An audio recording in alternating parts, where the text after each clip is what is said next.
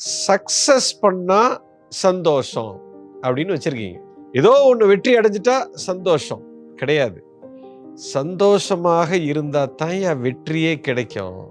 நீங்களா ஒரு இலக்கை வச்சுக்கிட்டு அது கிடைச்சாதான் சந்தோஷம், இது அடைஞ்சாதான் சந்தோஷம் அப்படின்னு நீங்களா வச்சுக்கிறீங்க. நீங்க ஒரு டிஃபைன் பண்ணிட்டீங்க. அப்ப சந்தோஷத்தை என்ன பண்ணிட்டீங்கன்னா போஸ்ட்போன் பண்ணிட்டீங்க. அந்த இடத்த பிடிச்சா தாண்டா வெற்றி, அது கிடைச்சாதான் சந்தோஷம், முடிஞ்சு போச்சு. இப்போ இங்கேருந்து அந்த இடம் ஓடுறதுக்கு 4 வருஷம் ஆச்சுன்னா 4 வருஷம் நான் சந்தோஷமாகவே இருக்க மாட்டேன்னு நீங்களே முடிவு பண்ணிட்டீங்க சார். இங்கே தான் மாட்டிக்கிட்டீங்க.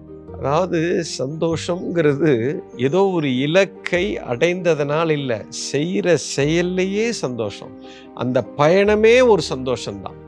எப்போ அந்த போகிற பாதையே நீ சந்தோஷமா இருக்கியோ, இங்கே வெற்றி தோல்விக்கெல்லாம் இடமே கிடையாது. ஒவ்வொரு கணமும் வெற்றி தான்.